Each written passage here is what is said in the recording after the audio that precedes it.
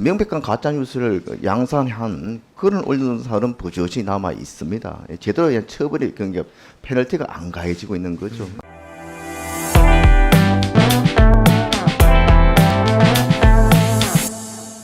예, 대구 북구월 출신 국민의힘 김성수입니다. 자, 오늘 실제 업무일로는 첫째 날이죠, 그죠? 네, 그렇습니다. 예, 첫날부터 국정감사 받느라고 고생이 많았습니다.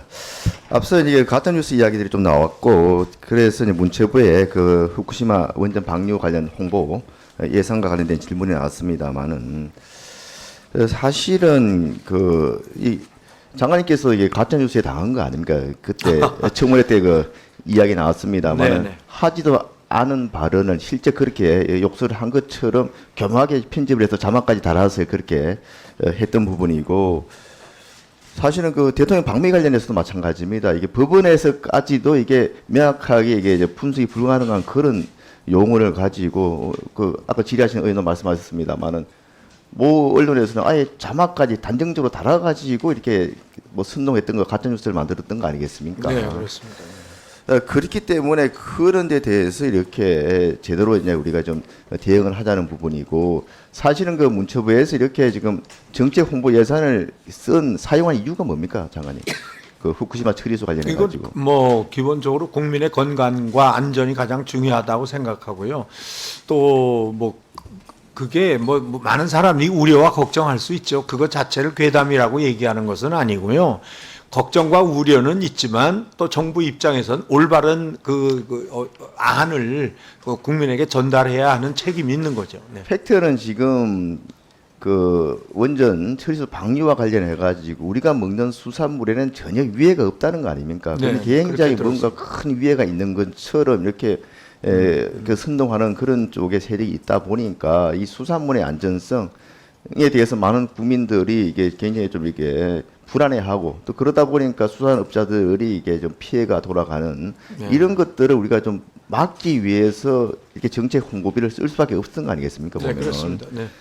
이 정책 홍보의 내용들도 보면 거의 다 그런 것들입니다. 수산물 안전할까요? 그 우리 수산물 어떻게 관리하고 있나? 그러니까 수산물의 안전성에 관한 그런 홍보비거든요. 이게 그렇게 괴담 선동이 없었으면 쓸 필요가 없었던 돈을 쓰게 됐던 겁니다, 보면은. 그래서 이 가짜 뉴스의 폐해가 무섭다는 거 아니겠습니까? 네, 그렇습니다. 질문 들어가겠습니다. 특히 보면 이런 가짜 뉴스의 매개 확산의 그런 좀 주범이라 그럴까, 이런 쪽으로 지금 포털 사이트들이 지금 여러 가지로 지금 지적을 받고 있습니다.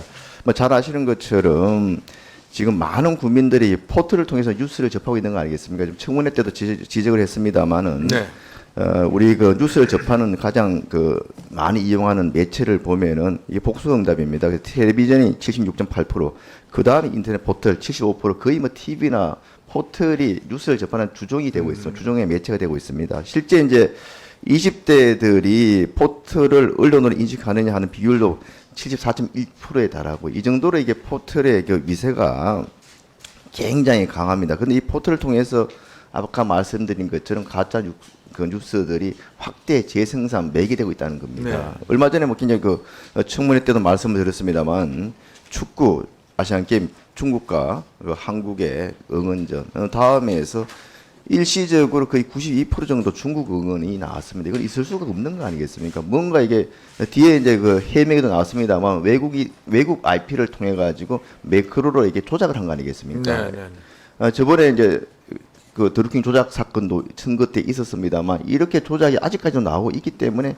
국민이 불안해한다는 겁니다. 이것뿐만 아니고 이 편집과 관련해 가지고도 굉장히 많은 공정성, 투명성의 의문들이 제기되고 있습니다. 기사 배열과 관련해 가지고 바로 어제 다음 포털에서 이게 검색한 내용입니다.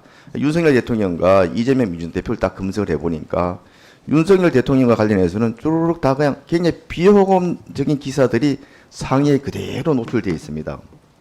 근데 이재명 대표 보십시오. 상당히 좀 우호적인 그런 기사들이 쭉 이게 노출이 되어 있습니다. 이게 우연이라고 하기에는 너무나 이상한 거 아니겠습니까?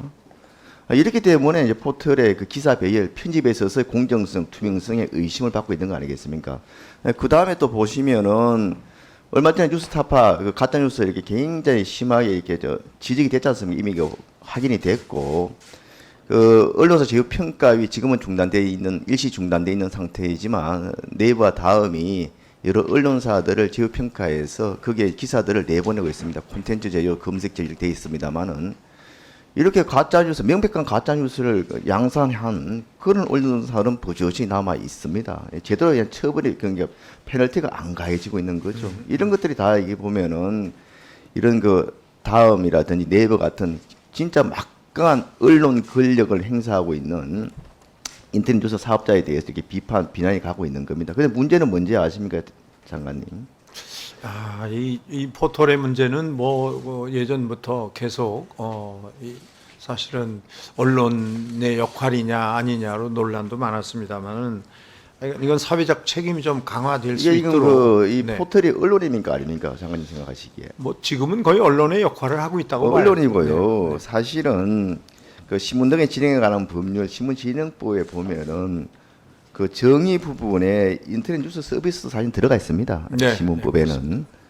다만 그 신문진흥법에도 뒤에 사회적 책임 규정에 보면은 이 빠져 있습니다. 그 인터넷 뉴스 서비스 사업자는 그러다 보니까 이런 그 공정하고 투명한 기준에 따라서 기사를 제공 매개해야 된다는 책임에서 지금 제외돼 있다 보니까 전혀 책임을 안 지는 겁니다. 가짜 네. 뉴스에 대해서. 또 한편으로 언론중재법에도 언론사의 그 정의, 언론사의 그 유형에 보면은 인터넷 그 뉴스 서비스 사업자는 빠져 있습니다. 일단 제도적으로 이런 허점이 있다 보니까 이런 포털들이 사회적 책임을 다하지 않고 있다고 볼 수도 있거든요. 그래서 현재 지금 관련법 개정안이 국회에 지금 들어와 있고 네. 신문진흥법 또 언론중재법 같은 경우에는 또 우리 문재인 소관이고 또 방통위 소관법도 있습니다만은 빨리 제도적 미비점을 보완하고 이런 그 인터넷 뉴스 서비스 사업자들이 사회적 책임을 다해서 공정하고 투명한 그런 뉴스를 매개 제공할 수 있도록 그 장관님께서 각별히 좀 네. 신경을 쓰셔가지고 좀 신속하게 이 부분은 네, 제가 그 인사청문회에서도 말씀드렸듯이 이 신문법이나 언론중재법은 이 전문가들하고 좀 더 협의를 통해서 요번에 왜냐하면 환경이 너무 많이 변했기 때문에 이런 문제가 자꾸 발생하는 거거든요. 그래서 하여간 그 지금 요즘의 어떤 환경에 맞춘 그런 법으로 재정비를 한번 하도록 하겠습니다.